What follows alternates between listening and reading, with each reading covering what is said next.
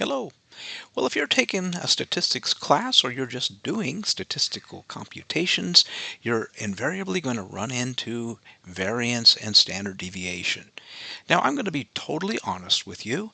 When I first took a college stats course many years ago, I didn't do too well in that stats course. In fact, I could not understand standard deviation and variance at all. Now, of course, back in those days, I was trying to do it with a financial calculator. I didn't have Excel. So in this video, I'm going to show you how to do it both longhand and using Excel shortcut functions. Now, the advantage of doing it longhand is, well, you'll be able to see how the math works and hopefully understand this whole concept that gave me such grief. Now, I do also want to let you know that I have step-by-step instructions on these particular procedures. They're out on my website, luthermaddy.com. There is a link to it in the description of this particular video. It'll take you right to the page that explains how to do this both longhand and in Excel. And also, please, if you do like this video, please consider liking it and please consider subscribing. That just helps me out in my retirement and gives me something to do. Okay, so let's talk about population variance and population standard deviation first. So I have the steps here. So the steps are to compute the population mean, which we call mu in statistics. We're then going to compute the value minus the mean.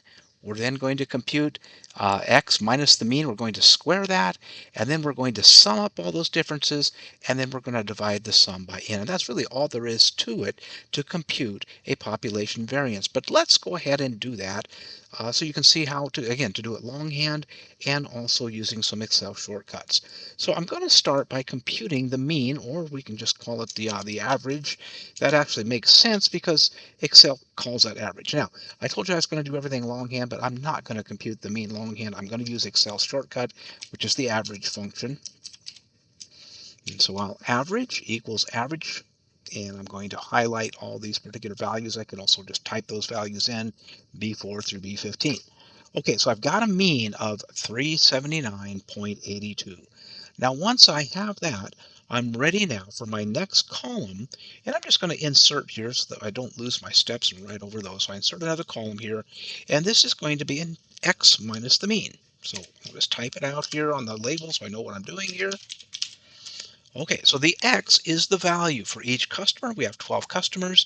We have the amount that each of those purchased, and we're trying to find out the variance and the standard deviation of these particular customers and their purchase amounts, the variance in their particular purchase amounts. Now, this we're assuming right now is a population. And so we're assuming we've only ever had 12 customers, and the computation is going to be a little different, and you've already know that probably if you're studying stats between the sample and the population, but not much different at all.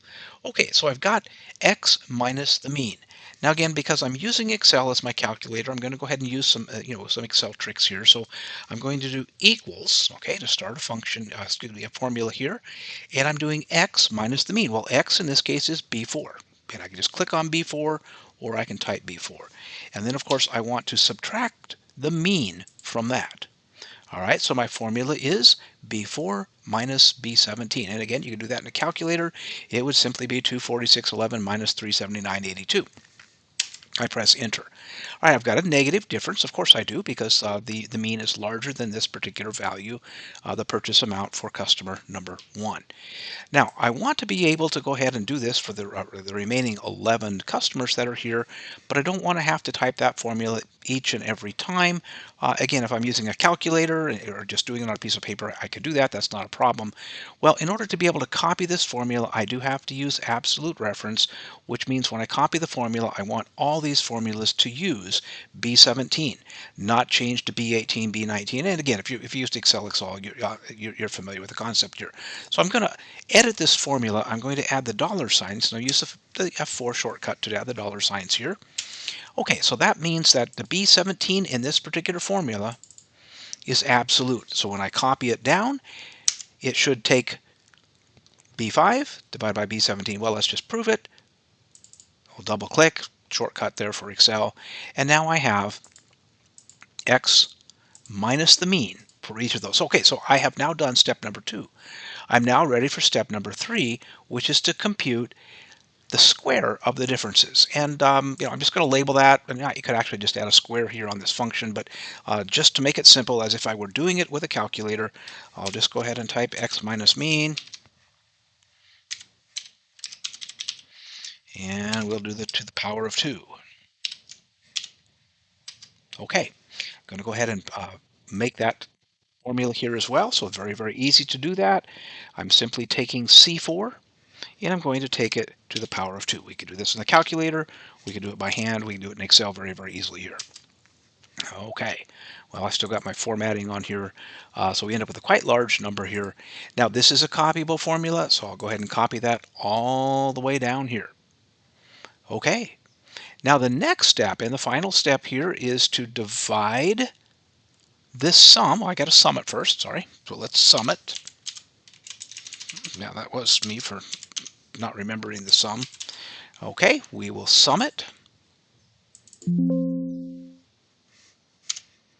And if you double click too fast like I did, you end up with that little funny little error there sometimes. Okay, don't double click quite so fast.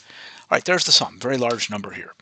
Okay, and so we're after the variance, and these are large numbers, so our variance and standard deviation are going to be larger. So I'll go ahead and just type variance up here.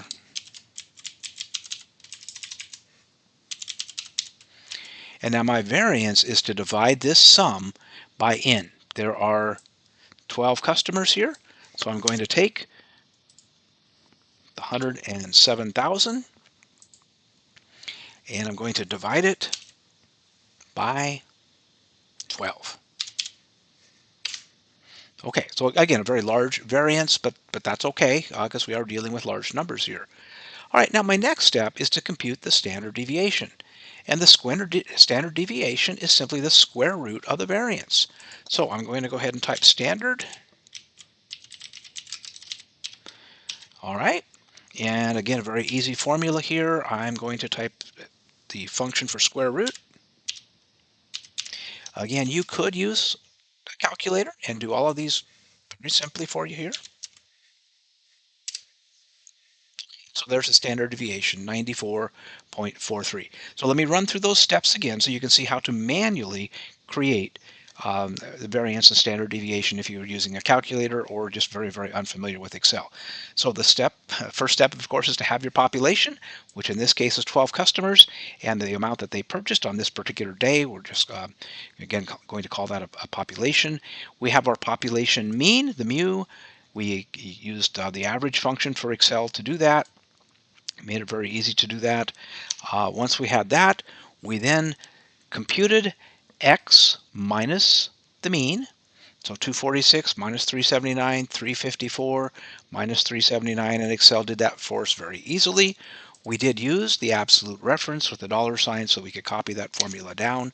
And then we squared each of those. And I just took, in this case, using an Excel function formula here, C4 to the power of 2. After we squared them, we summed them. Again, you could type those out manually or with a calculator. I just used the Excel sum function. And remember, I double clicked too fast here, but it was smart enough to know what I wanted when I gave it time to think. Okay, finally then, we divide the sum by n. So we have the sum in D17, $107,009 divided by 12, which gave us the variance of 8,917.47. The standard deviation is simply the square root of the variance. Okay, so this is the population. Now the population and the sample computations are very, very similar. There's just one slight difference, and I'll go ahead and move into another tab here, and we'll real quickly do the computations for a sample. So in sample, okay, the first thing is to compute the sample mean. So I'll type X bar here because we usually call that X bar. Some of your textbooks will call it something different here. Again, I'll use the average function here. Highlight the numbers I want to average. Guess what? I end up with the same average because, of course, most of this is going to be exactly the same. Really, the only big difference here is on step number 5. But okay, so our next step then, let's go ahead and insert a column here. Is going to be X minus the mean just like I did before, I'm going to take this value and I'm going to subtract the mean. Going to use the absolute reference so I can copy it all the way down. Again, we get the same value that we had before. All right, now we're going to square that. And I'm just going to get lazy here. I'm just going to type, let's insert another column here just to be consistent. Okay, I'm just going to type to the power of 2 here because that is squaring that. And we go over here, we take C4 to the power of 2. Again, I'm just duplicating exactly what I just did before. Copy that all the way down. The next step here is to sum it, just like I did before. And I'll be careful on my clicking here.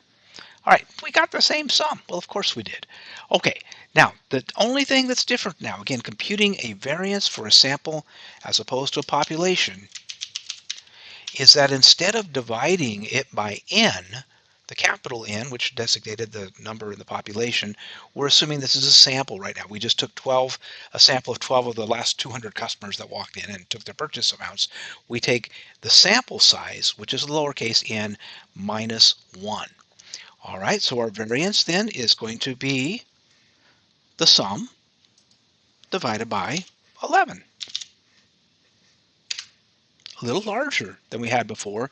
And what we're trying to do here, the reason that we are using the n minus 1 is we're getting up with a larger value because there is a little bit of sample error, and you'll learn a little bit more about that as you delve a little bit further into statistics here. Okay, so now we want the standard deviation, and that's simply the square root of this one. Okay. All right, so we have 98 here. Let's just go back and compare. We have 94. Okay, again, the sample standard deviation and variances are larger. Again, like I said, we're trying to make up for the sample bias or sample error. Okay, well, that's how you do it longhand. It really wasn't that difficult, but it still took me a couple minutes, even using Excel to its fullest here. But to really use Excel to its fullest, we're going to use functions. Now, Excel has built-in functions for the standard deviation and the variance for both a population and a sample. So I'm going to show you how easy this is. So I'm just going to compute the variance first. Okay, we're working with a capital N here. This is a population, right? And remember, if I was going to do the calculation, I would do all these steps, and then I would divide the sum by 12. Well, Excel's smart enough to do that if I'm smart enough to tell it to use the right function here. And I'm going to do this kind of a slow way here just to show you how we can actually do it. So I'm going to click the drop-down list here on the auto sum tool, and I'm going then to choose more functions. A long way to get here. I then am going to choose statistical way down here at the bottom here. Okay, statistical. And we have quite a few, but I'm looking for variance in this case.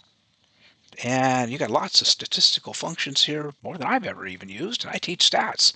Okay, so we have VAR, P, and VARS. Well, guess what the P stands for, and guess what the S stands for? The P stands for population, the S stands for sample. Now this is a population, so I'm going to use VARP. Okay. Now, the one advantage of doing it this way as opposed to just typing in the functions, as you saw me do for both the sum and the average functions, is it actually lets you put in additional numbers very easily. It puts in commas and parentheses for you. So it asks me in this case, what values do I want it to compute a variance for? Well, it selects by default column A because those are numbers that it thought it found here. But I'm going to erase those numbers and put in B4 through B15. All right, I'm going to click OK.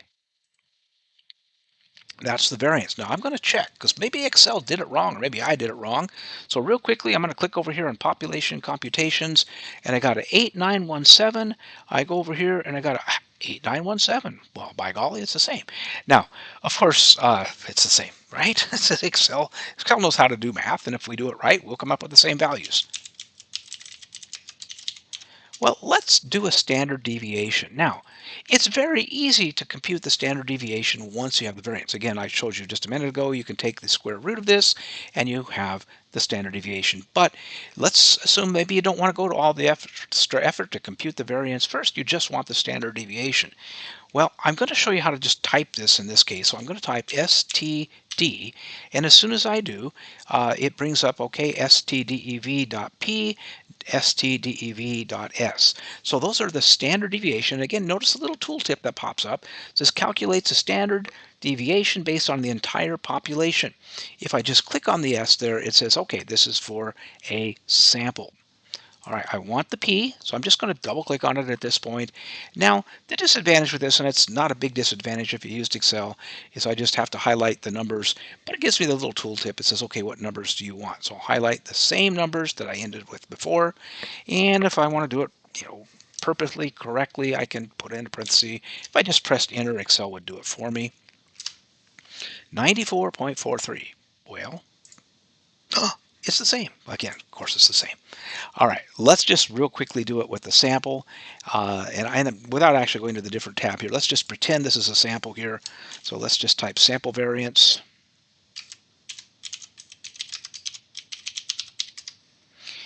All right, if it's a sample variance, I can do, and I'll just start with an equals var dot s. Okay, it tells me it estimates the sample variance. Well, it's what I want, so I'll double click on that. It says, okay, what number do you want? Well, same numbers. Okay, 9728. Let's see if I got that. 9728. It's the same. It's the same. Okay, and then of course I want the standard deviation here for the sample.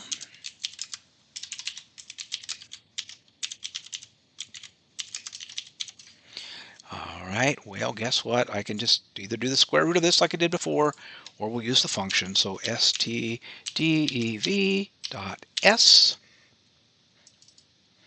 choose the numbers. And there you have it. 98.63. Is that what we got before? 98.63, of course it is. Okay, so you can see super easy to do the standard deviation and variance using Excel functions. But if you need to do it longhand and you just don't want to use Excel, don't have Excel, only have a calculator, just use these 5 steps, and it's pretty easy to do, especially if you kind of break it out into the different columns here. Okay, well, hopefully this made sense to you, and hopefully it has better audio quality than the last one I did about 10 years ago here. But again, like I said, hopefully if you like this, please consider liking it. There are step-by-step instructions out on my website. I have many, many other statistical and Excel videos out in my YouTube channel helping humans learn. So thank you very much, and we'll see you in the next video.